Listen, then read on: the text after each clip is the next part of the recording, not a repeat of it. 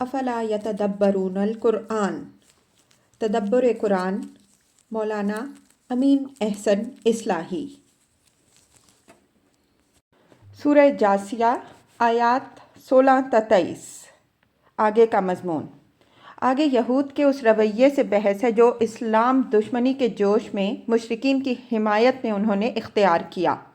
اس دور میں جیسا کہ ہم پیچھے اشارہ کر چکے ہیں، انہوں نے بھی کھلم کھلا مشرکین کی پیٹھ ٹھونکنی شروع کر دی تھی۔ ان کو چونکہ ایک مذہبی گروہ کی حیثیت حاصل رہی تھی، اس وجہ سے ان کی شے نے مشرکین کا حوصلہ بہت بڑھا دیا تھا۔ یہ چیز مقتضی ہوئی کہ ان کا پول کھول دیا جائے تاکہ مسلمانوں کے اندر ان کی مخالفت سے کوئی ہراس نہ پیدا ہو، اور مشرکین بھی آگاہ ہو جائیں کہ جن کی شے پر وہ اتنے نازاں ہیں وہ ان سے بھی بڑے خدا کے مجرم ہیں۔ اگر ان کے کہے پر وہ چلے تو بالآخر دونوں کا انجام ایک ہی ہوگا۔ اسی ضمن میں نبی صلی اللہ علیہ وآلہ وسلم کو پورے استقلال کے ساتھ اپنے موقف حق پر ڈٹے رہنے کی تاکید فرمائی گئی کہ اب خدا کی اصل شریعت پر تم ہی ہو، نہ تمہیں یہود کی پرواہ کرنی چاہیے نہ مشرکین کی۔ اللہ کی تائید صرف تمہیں اور تمہارے ساتھیوں ہی کو حاصل ہے، اور اللہ کی تائید بس ہے۔ اس روشنی میں آیات کی تلاوت فرمائیے۔ اعوذ باللہ من الشیطان الرجیم، بسم اللہ الرحمن الرحیم۔ وَلَقَدْ آتَيْنَا بَنِي إِسْرَائِيلَ الْكِتَابَ وَالْحُكْمَ وَالنُّبُوَّةَ وَرَزَقْنَاهُم مِّنَ الطَّيِّبَاتِ وَفَضَّلْنَاهُمْ عَلَى الْعَالَمِينَ وَآتَيْنَاهُم بَيِّنَاتٍ مِّنَ الْأَمْرِ فَمَا اخْتَلَفُوا إِلَّا مِن بَعْدِ مَا جَاءَهُمُ الْعِلْمُ بَغْيًا بَيْنَهُمْ إِنَّ رَبَّكَ يَقْضِي بَيْنَهُمْ يَوْمَ الْقِيَامَةِ فِيمَا كَانُوا فِيهِ يَخْتَلِفُونَ ثُمَّ جَعَلْنَاكَ عَلَى شَرِيعَةٍ مِّنَ الْأَمْرِ فَاتَّبِعْهَا وَلَا تَتَّبِعْ أَهْوَاءَ الَّذِينَ لَا يَعْلَمُونَ إِنَّهُمْ لَن يُغْنُوا عَنكَ مِنَ اللَّهِ شَيْئًا وَإِنَّ الظَّالِمِينَ بَعْضُهُمْ أَوْلِيَاءُ بَعْضٍ وَاللَّهُ وَلِيُّ الْمُتَّقِينَ هَذَا بَصَائِرُ لِلنَّاسِ وَهُدًى وَرَحْمَةٌ لِقَوْمٍ يُوقِنُونَ أَمْ حَسِبَ الَّذِينَ اجْتَرَحُوا السَّيِّئَاتِ أَن نَّجْعَلَهُمْ كَالَّذِينَ آمَنُوا وَعَمِلُوا الصَّالِحَاتِ سَوَاءً مَّحْيَاهُمْ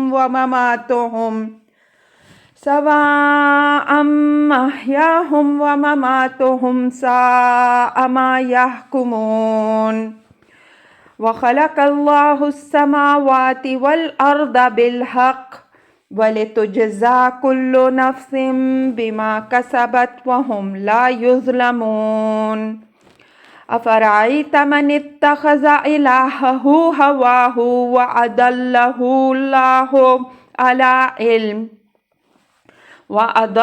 اللَّهُ عَلَىٰ عِلْمٍ وَخَتَمَ عَلَىٰ سَمْعِهِ وَقَلْبِهِ وَجَعَلَ عَلَىٰ بَصَرِهِ غِشَاوَةً فَمَن يَهْدِيهِ مِن بَعْدِ اللَّهِ أَفَلَا تَذَكَّرُونَ۔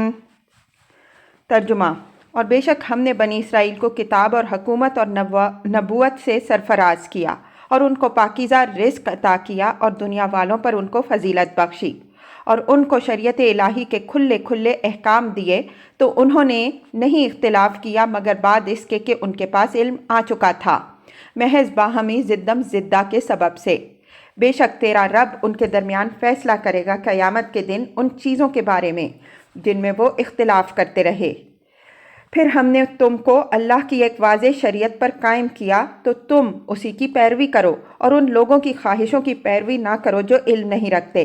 یہ لوگ خدا کے آگے تمہارے کچھ کام آنے والے نہ بنیں گے، اور اپنی جانوں پر یہ ظلم ڈھانے والے ایک دوسرے کے مددگار ہیں، اور اللہ اپنے ڈرنے والے بندوں کا کارساز ہے۔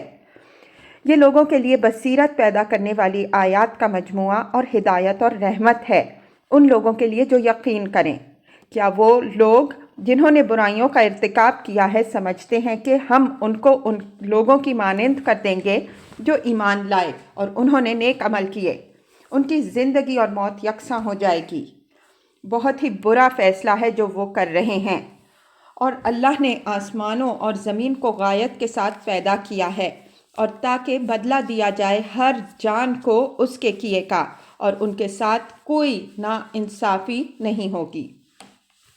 کیا دیکھا تم نے اس کو جس نے اپنی خواہش کو معبود بنا رکھا ہے، اور اس کو جس کو اللہ نے علم رکھتے ہوئے گمراہ کر دیا، اور اس کے کان اور اس کے دل پر مہر کر دی، اور اس کی آنکھ پر پردہ ڈال دیا؟ بھلا ایسوں کو کون ہدایت دے سکتا ہے بعد اس کے کہ اللہ نے ان کو گمراہ کر دیا ہو؟ کیا تم لوگ دھیان نہیں کرتے؟ الفاظ کی تحقیق اور آیات کی وضاحت۔ وَلَقَدْ آتَيْنَا بَنِي إِسْرَائِيلَ الْكِتَابَ وَالْحُكْمَ وَالنُّبُوَّةَ وَرَزَقْنَاهُمْ مِنَ الطَّيِّبَاتِ وَفَضَّلْنَاهُمْ عَلَى الْعَالَمِينَ۔ اللہ تعالیٰ نے بنی اسرائیل پر جو عظیم احسانات فرمائے یہ ان کا حوالہ ہے، اور مقصود ان کے حوالے سے جیسا کہ ہم نے پیچھے اشارہ کیا اور آگے کی آیات میں واضح ہو جائے گا، یہ دکھانا ہے کہ اللہ تعالیٰ نے اس قوم پر بڑے بڑے احسانات کیے، لیکن یہ قوم ایسی ناہنجار نکلی کہ اس نے ہر احسان کی ناقدری کی، یہاں تک کہ خود بھی اللہ کی نعمتوں سے محروم ہوئی اور اپنی ہی طرح دوسروں کو بھی اس سے محروم ہی دیکھنا چاہتی ہے۔ الکتاب سے مراد ظاہر ہے کہ تورات ہے۔ حکم سے یہاں قرینہ دلیل ہے کہ وہ حکومت مراد ہے جو بنی اسرائیل کو حضرت داؤد علیہ السلام اور حضرت سلیمان علیہ السلام کے دور میں حاصل ہوئی اور ایک طویل مدت تک قائم رہی۔ کتاب اور حکومت میں لازم و ملزوم کا رشتہ ہے۔ اللہ کی کتاب اس کے احکام و قوانین کا مجموعہ ہوتی ہے۔ اس وجہ سے اللہ تعالیٰ جس قوم کو اپنے احکام و قوانین کا صحیفہ عطا فرماتا ہے اس کو لازماً حکومت بھی دیتا ہے، اس لیے کہ احکام و قوانین کی تنفیذ کے لیے حکومت ناگزیر ہے۔ اس حکومت سے قوم اسی وقت محروم ہوتی ہے جب وہ اللہ کے احکام کو پیٹھ پیچھے پھینک دیتی ہے۔ نبوہ کا مفہوم واضح ہے، لیکن یہاں اس کے ذکر کا ایک خاص پہلو ہے، وہ یہ کہ حضرت موسیٰ علیہ السلام کے بعد بنی اسرائیل کے اندر نبوت کا ایک ایسا سلسلہ اللہ تعالیٰ نے قائم فرمایا جو حضرت مسیح علیہ السلام تک بلا انقطاع جاری رہا۔ حضرت مسیح علیہ السلام کے ساتھ اس قوم نے جو سلوک کیا اس کے نتیجے میں یہ قوم ملعون ہوئی، پھر حکومت اور نبوت دونوں نعمتوں سے ہمیشہ کے لیے محروم ہو گئی۔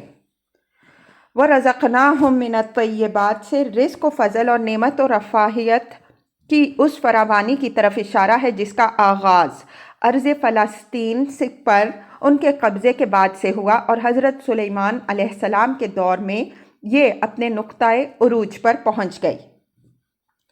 وَفَضَّلْنَاهُمْ عَلَى الْعَالَمِينَ یہ فضیلت کسی قوم کو اللہ تعالیٰ کی طرف سے کتاب دیے جانے کا لازمی نتیجہ ہے۔ کتاب الہی خلق کے لیے ہدایت کی روشنی ہوتی ہے۔ یہ روشنی جب اللہ تعالیٰ کسی قوم کو پکڑاتا ہے تو اس کے معنی یہ ہوتے ہیں کہ اس نے اس قوم کو اپنی خلق کی رہنمائی کے لیے چن لیا۔ بلا شبہ یہ ایک عظیم فضیلت ہے، لیکن ساتھ ہی یہ حقیقت بھی واضح رہے کہ یہ فضیلت مشروط ہے۔ جب تک کوئی قوم خلق کی رہنمائی کا یہ فرض انجام دیتی ہے اس وقت تک اس کو یہ فضیلت حاصل رہتی ہے۔ جب وہ اس فرض کو ترک کر دیتی ہے اس فضیلت سے بھی محروم ہو جاتی ہے۔ وَآتَيْنَاهُمْ بَيِّنَاتٍ مِّنَ الْأَمْرِ فَمَا اخْتَلَفُوا إِلَّا مِن بَعْدِ مَا جَاءَهُمُ الْعِلْمُ بَغْيًا بَيْنَهُمْ إِنَّ رَبَّكَ يَقْضِي بَيْنَهُمْ يَوْمَ الْقِيَامَةِ فِيمَا كَانُوا فِيهِ يَخْتَلِفُونَ۔ امر سے مراد یہاں دین و شریعت ہے۔ فرمایا کہ مزید برآں ہم نے یہ کیا کیا کہ شریعت کے احکام ان کو نہایت واضح اور غیر متشبہ شکل میں دیے تاکہ ان میں کسی اختلاف یا ان سے فرار کی کوئی گنجائش باقی نہ رہے۔ لیکن اس سارے اہتمام کے باوجود انہوں نے اختلاف کیا، اور یہ اختلاف اس وجہ سے نہیں کہ اس کے لیے کوئی وجہ موجود تھی، بلکہ علم وحی کی روشنی موجود ہوتے ہوئے انہوں نے محض ضدم زدہ کے باعث یہ اختلاف برپا کیا، جس کا نتیجہ بالآخر یہ نکلا کہ وہ اللہ کی روشنی سے محروم ہو بیٹھے۔ اب قیامت کے دن اللہ ان کے درمیان فیصلہ فرمائے گا کہ یہ کس حد تک حق بجانب تھے اور کس حد تک اس میں محض ان کی ضد، ہٹ دھرمی، بات کی پچ اور حریف کو شکست دینے کی خواہش کو دخل رہا۔ یہاں ان کے کردار کے اس پہلو کی طرف اشارہ کرنے سے مقصود ایک طرف تو مسلمانوں کو تسلی دینا ہے کہ آج جو لوگ پنچ بن کر یہ فیصلہ کرنے اٹھے ہیں کہ قریش حق پر ہیں اور مسلمان، ان کا اپنا حال یہ ہے کہ آپس کے اختلافات اور باہمی عناد و حسد کے سبب سے اللہ کے دین سے محروم ہو چکے ہیں۔ ایسے محروم القسمت لوگ اگر تمہارے حسد میں مبتلا ہو کر تمہاری مخالفت کے لیے اٹھ کھڑے ہوں تو یہ کوئی تعجب کی بات نہیں۔ دوسری طرف قریش کو متنبہ کرنا ہے کہ جو لوگ خود اپنی آنکھوں میں دھول جھونک کر اندھے بن چکے ہیں، ان سے یہ توقع نہ رکھو کہ یہ تمہارے لیے سرمۂ بصیرت لے کر آئیں گے۔ وہ تو یہی چاہیں گے کہ جس طرح وہ اللہ کی روشنی گل کر کے اندھیرے میں بھٹک رہے ہیں، اسی طرح تم بھی اس روشنی سے محروم اسی اندھیرے میں بھٹکتے رہو جس میں اب تک بھٹکتے رہے ہو۔ اس آیت سے ایک نہایت اہم حقیقت یہ واضح ہوئی کہ دین کی کسی بات کے سمجھنے میں اختلاف رائے ہونا نہ کوئی تعجب کی بات ہے اور نہ یہ دین اور اہل دین کے لیے کوئی نقصان دہ چیز ہے۔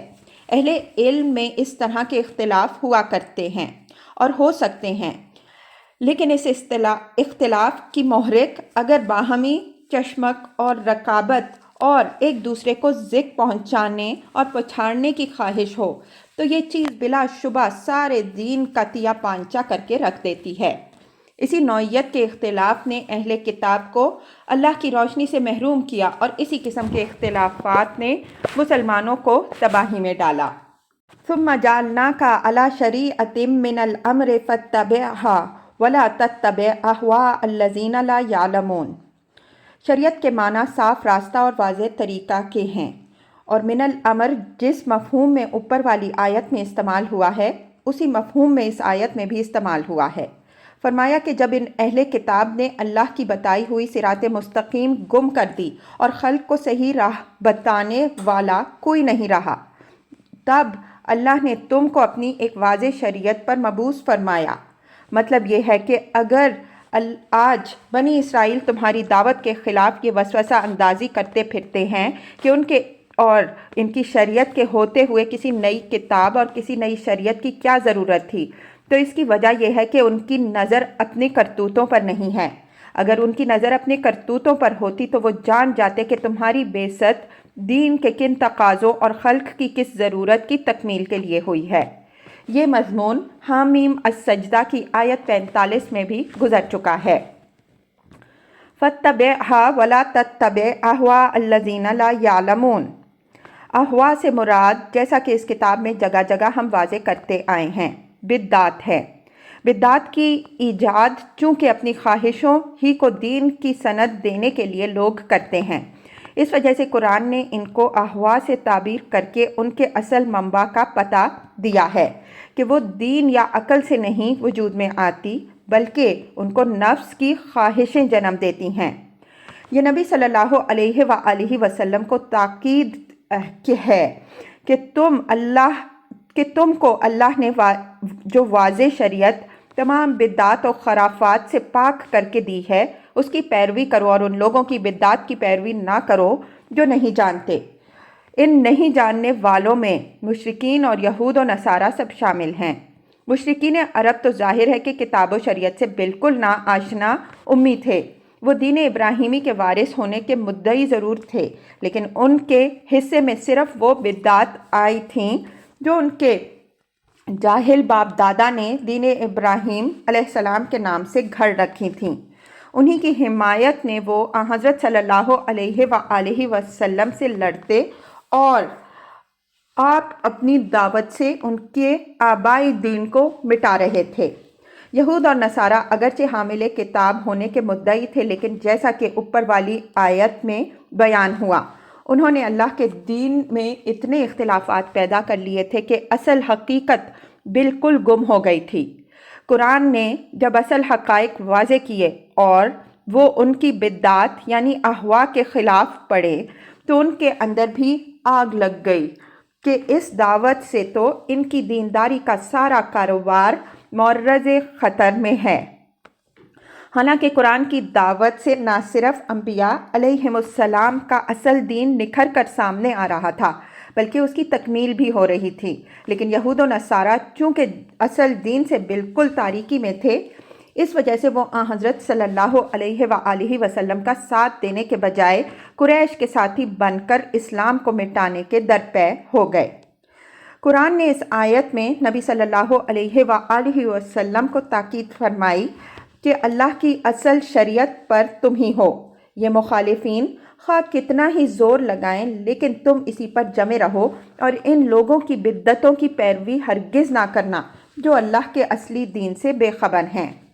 اس تاکید کی ضرورت اس وجہ سے نہیں پیدا ہوئی کہ حضرت صلی اللہ علیہ وآلہ وسلم سے خدا نخواستہ یہ اندیشہ تھا کہ آپ ان کی بدعات کی طرف مائل ہو جائیں گے، بلکہ لوگوں کی بدعات سے یہ بالواسطہ اظہار نفرت کا ایک طریقہ ہے۔ اللہ تعالیٰ نے ان لوگوں کو مخاطب کرنا پسند نہیں فرمایا، اس وجہ سے اپنے پیغمبر صلی اللہ علیہ وآلہ وسلم کو خطاب کر کے ان بدعات سے احتراز کی تاکید فرما دی۔ یہ اسلوب کلام قرآن میں جگہ جگہ استعمال ہوا ہے۔ اِنَّهُمْ لَن يَغْنُوا عَنْكَ مِنَ اللَّهِ شَيْئًا وَإِنَّ الظَّالِمِينَ بَعْضُهُمْ أَوْلِيَاءُ بَعْضٍ وَاللَّهُ وَلِيُّ الْمُتَّقِينَ۔ یہ لوگ کتنا ہی زور لگائیں لیکن ان کی پرواہ کرنے کی ضرورت نہیں ہے۔ یہ لوگ خدا کے حضور میں تمہارے کچھ کام آنے والے نہیں بن سکیں گے۔ جو ذمہ داری اللہ نے تم پر ڈالی ہے اس کی بابت پرسش تمہیں سے ہونی ہے، ان سے نہیں ہونی۔ اس وجہ سے اللہ کا جو حکم ہے اس کی تعمیل کرو۔ یہ لوگ خواہ مخالفت کر کے تمہیں دبانے کی کوشش کریں، خواہ ہمدردانہ انداز میں تمہیں کچھ نرم کرنا چاہیں، کسی صورت میں بھی ان کی پرواہ نہ کرو۔ وَإِنَّ الظَّالِمِينَ بَعْضُهُمْ أَوْلِيَاءُ بَعْضٍ وَاللَّهُ وَلِيُّ الْمُتَّقِينَ۔ ظالمین سے مراد یہاں اہل کتاب اور مشرکین دونوں ہی ہیں، اس لیے کہ دونوں ہی اللہ کے دین کے معاملے میں اپنی جانوں پر ظلم ڈھانے والے بنے۔ فرمایا کہ ان ظالموں نے قرآن کی مخالفت کے لیے آپس میں گٹھ جوڑ بے شک کر لیا ہے، لیکن اس سے ذرا بھی ہراساں ہونے کی ضرورت نہیں۔ اللہ اپنے خدا ترس بندوں یعنی مسلمانوں کا کارساز ہے۔ مطلب یہ ہے کہ جب خدا اہل ایمان کا کارساز ہے تو پھر وہ کسی سے کیوں ڈریں یا دبیں، وہ اپنے طریقے پر کام کریں۔ اللہ ہر مشکل میں ان کی مدد فرمائے گا، اور جن کی مدد پر اللہ ہو کس کی طاقت ہے کہ ان کو شکست دے سکے۔ ھذا بصائر للناس وہدی ورحمۃ لقوم یوقنون۔ یہ اس قرآن کی طرف اشارہ ہے جس کی مخالفت کے لیے اہل کتاب اور مشرکین نے مذکورہ متحدہ محاذ بنایا تھا۔ اوپر آیت 11 میں بھی اس کا ذکر ہو چکا ہے۔ ھذا سے اشارہ قرآن کی طرف بحیثیت مجموعی ہے، اور لفظ بصائر قرآن کی آیات کو پیش نظر رکھ کر استعمال ہوا ہے جن کا کفار مذاق اڑانے کی کوشش کرتے تھے۔ فرمایا کہ یہ قرآن لوگوں کے لیے بصیرت بخش آیات کا مجموعہ ہے۔ اگر لوگ اس کا مذاق اڑاتے اور اس کی مخالفت کرتے ہیں تو خود اپنی ہی آنکھوں میں دھول جھونک رہے ہیں۔ اس آیت کے اسلوب بیان سے یہ حقیقت واضح ہوتی ہے کہ جہاں تک اس قرآن کی آیات کی بصیرت بخشی کا تعلق ہے وہ سورج کی طرح ہر شخص کے لیے عام ہے۔ اللہ تعالیٰ نے اسی مقصد سے اس کو اتارا ہے، لیکن اس سے فیض انہی کو پہنچے گا جو اس سے کسب نور کے لیے اپنی آنکھیں کھولیں گے۔ وَھُدًى وَرَحْمَةٌ لِقَوْمٍ يُوقِنُونَ۔ فیض عام کے بعد یہ اس فیض خاص کا ذکر ہے جو لوگ اس کے انذار اور اس کی بشارت کا یقین کریں گے، ان کے لیے یہ ہدایت اور رحمت ہے۔ ہم دوسرے محل میں وضاحت کر چکے ہیں کہ ہدایت اور رحمت کے الفاظ اس سیاق میں جہاں جہاں استعمال ہوئے ہیں دونوں الگ الگ مفہوم میں استعمال ہوئے ہیں۔ یعنی یقین کرنے والوں کے لیے یہ قرآن دنیا میں ہدایت اور آخرت میں رحمت ثابت ہوگا۔ دنیا میں یہ صراط مستقیم کی طرف رہنمائی کرے گا اور آخرت میں یہ اللہ تعالیٰ کی بے پایاں رحمتوں کے دروازے کھولے گا۔ ام حسب الذین اجترحوا السیئات ان نجعلہم کالذین آمنوا وعملوا الصالحات سواء محیاہم ومماتہم ساء ما یحکمون، یعنی جو لوگ قرآن کے انذار اور اس کی تبشیر کا مذاق اڑا رہے ہیں، ان کا تصور گویا یہ ہے کہ جہان کے خالق کے نزدیک مومن اور کافر، نیک اور بد، صالح اور طالح میں کوئی فرق نہیں ہے، دونوں کی زندگی اور موت بالکل یکساں ہیں۔ فرمایا کہ اگر ان کی تصویر یہ ہے تو یہ نہایت برا فیصلہ ہے جو یہ کر رہے ہیں، یعنی یہ انسان کے اس شعور عدل کے بالکل منافی ہے جو انسان کی فطرت کے اندر اللہ تعالیٰ نے ودیت فرمایا ہے۔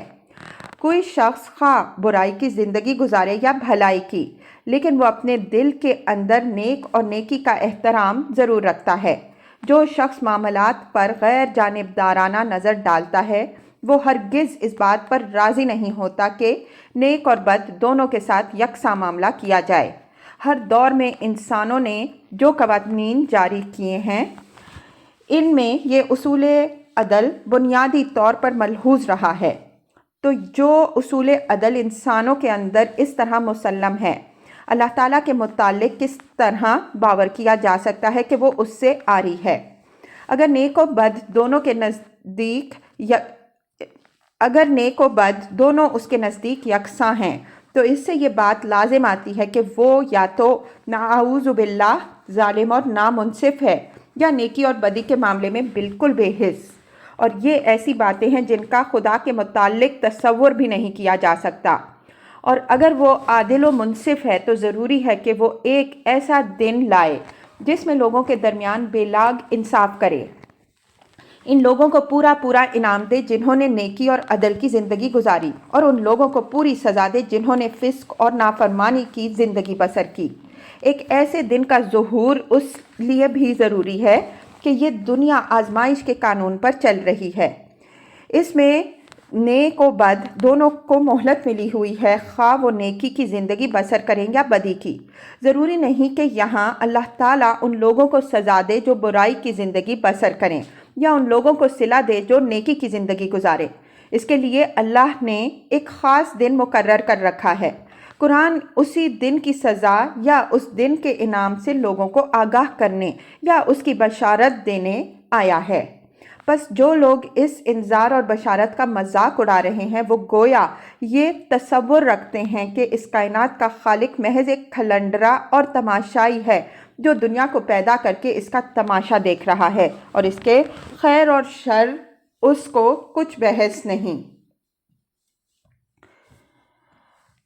وَخَلَقَ اللَّهُ السَّمَاوَاتِ وَالْأَرْضَ بِالْحَقِّ وَلِتُجْزَىٰ كُلُّ نَفْسٍ بِمَا كَسَبَتْ وَهُمْ لَا يُظْلَمُونَ، یعنی نادانوں نے تو یہ گمان کر رکھا ہے، لیکن اللہ تعالیٰ نے آسمانوں اور زمین کو ایک غایت اور نہایت کے ساتھ پیدا کیا ہے۔